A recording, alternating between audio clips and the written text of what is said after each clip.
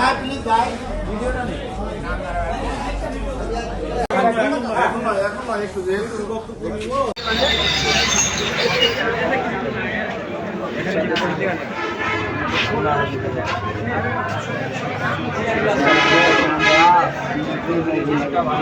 একটা ভালো এই সময়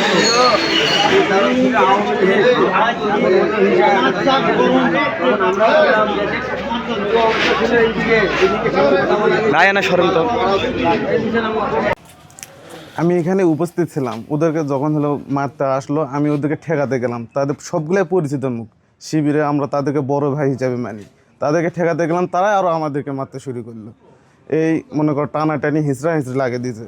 কে কাক মারে এলো পাতারি খুব লাগছে বুকে বুকে, আমার বুকে বেশি লাগছে। সবাই মিলে টানাটানি, আঘাত বেশি বুকেই, কোমরে লাগছে, পায়ে লাগছে।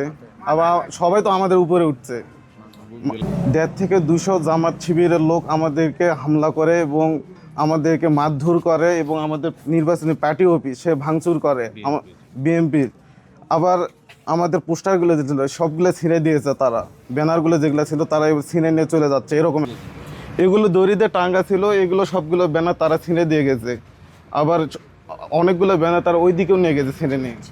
চেয়ারগুলো ভাঙাভাঙি করতেছে এবং আমাদের ব্যানারগুলো পায়ের তলে নিয়ে মুচড়ামুচড়ি করতেছে, পিছিয়ে দিচ্ছে পায়ের তলে পাও দিয়ে। আমি আহসান হাবিব রনি, 5 নং পরিমারা ইউনিয়ন ছাত্রদলের সভাপতি। আজকের এই দলদরগা বাজারে বিএনপির ধানের শীষের যে আমাদের নির্বাচনী যে অফিস, সে অফিসে জামাত শিবির কর্তৃক যে নির্মম যে হত্যা এবং ধ্বংসযজ্ঞ চালাইছে, নির্বাচনী অফিসে যে অতর্কিত হামলা চালিয়েছে যে জামাত শিবিরেরা, তাদের প্রতি আমি নির্মম ঘৃণাবোধ জানাই। যাদের মতো এই নিকৃষ্ট মন মানসিকতা থেকে তারা যে হামলা চালাইছে, প্রশাসনের কাছে আমি সুদৃষ্টি কামনা করি এবং এর যথাযথ উপযুক্ত শাস্তি কামনা করি। এবং আইন কিংবা আমাদের নির্বাচনী ম্যাজিস্ট্রেট যিনি আছেন তার কাছে আমি বিনীতভাবে অনুরোধ জানাবো, অতি 24 ঘন্টার মধ্যে আজকের আমাদের নির্বাচনী অফিসে যে হামলা হইল সেটার সদুত্তর আশা করি, নয়তোবা আমরা পরবর্তী পদক্ষেপ নেব। আমাদের কার্যক্রম শেষ করে আমরা 2 থেকে 3 জন অফিসে এখানে আসছি। অফিসে আসার পার্টি অফিসে, নির্বাচনী পার্টি অফিসে আমরা এখানে এসে নির্বাচনী অফিসের যেগুলো আছে আমরা এগুলো গুছে কাছে থুয়ে চলে যাওয়ার সিদ্ধান্ত নিয়েছি। তো তখন আমরা আমাদের নির্বাচনী থিম সং একটু ধীরে ধীরে সাউন্ড দিয়ে বাজাচ্ছিলাম। জামাত শিবিরের লোকেরা এখানে প্রোগ্রাম ছিল, ওরা এসে ডাইরেক্ট এখানে এসে বলতেছে যে আপনাদের এই থিম সং বন্ধ করতে হবে। তা আমি বলতেছি ভাই সাউন্ড আমি কমে দিচ্ছি, সমস্যা না, আপনারা আপনাদের করেন। এই বলে ওরা আর কিছু না শুনে আমাদেরকে চারদিক দিয়ে হামলা করে।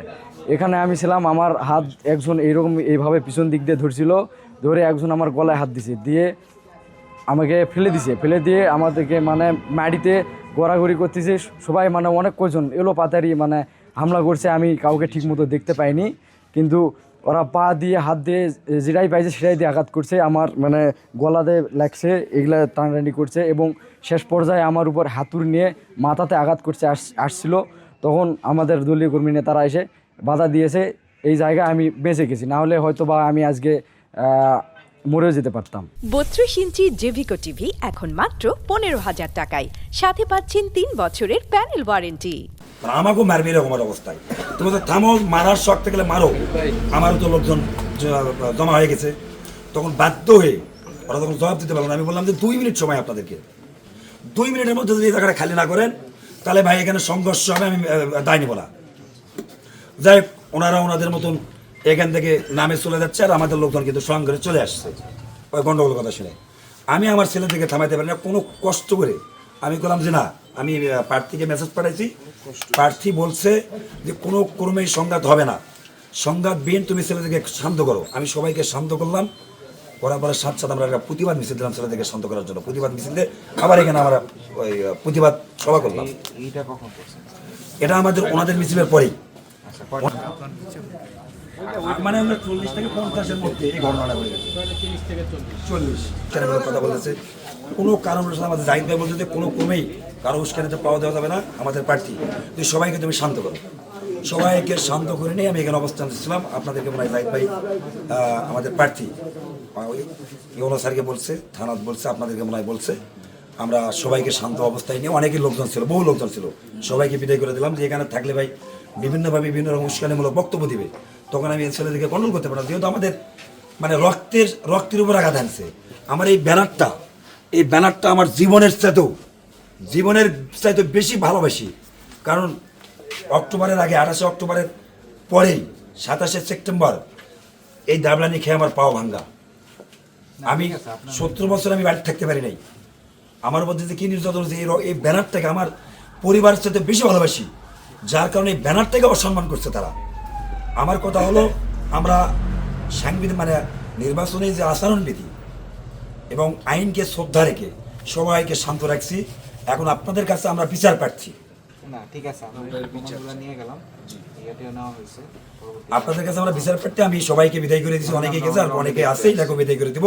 আচ্ছা এখন আমাদের আপনাদের কাছে যদি আমরা বিচার পাচ্ছি, আপনারা আইনগতভাবে আপনারা ব্যবস্থা নেবেন। ঠিক আছে, কোনো সমস্যা নেই। নিরপেক্ষভাবে যেটা হয়েছে জি। সেটা তো আপনাকে শুনলাম। জি আরেকটা সাইডে শুনবো। হ্যাঁ, শুনেন। নিরপেক্ষ বিভিন্ন সোর্স থেকে হ্যাঁ, শুনবেন, মানে কোনো অসুবিধা নাই। এখন আপনাকে যে রিকোয়েস্টটা আমি যেটা করবো, অলরেডি তো 9টা বাজে। হ্যাঁ আর যেহেতু লোকজন শান্ত হয়েছে, সবাইকে ঠিক আছে, আমি সবাইকে আপনাদের জন্য ওয়েট করছিলাম। আর যেহেতু আপনাদের মানে এখন দেখেন লোক যত বেশি রাখবেন, ওই যেটা বলতেছে অনুষ্ঠানে একজন দুজন কথা বলবে, হ্যাঁ। স্বাভাবিক। এটা ফিলিংসের ব্যাপার, এটা আসলে মানে কারো দোষও বলবো না। পর্যন্ত অফ করে দিছে যে দেওয়া ঠিক আছে? তাহলে সবাইকে আপনারা ই করে দেন। আর যেহেতু পরিবেশ শান্ত আছে, কোনো সমস্যা নেই, এবং আমরা পরবর্তীতে আরো যদি কোনো সমস্যা হয় আরেকটু আমরা যে কোনো অনুরোধ সময় করবো যে যেহেতু একটা ঘটনা আজকে ঘটে গেছে, আগামীকাল বা 24 ঘন্টা আপনাদের একটু আমাদের সবসময় আছে। একটু মানে জাস্ট এই জায়গাটাতে একটু এটা রিকোয়েস্ট করবো। ঠিক আছে, কোনো সমস্যা নেই।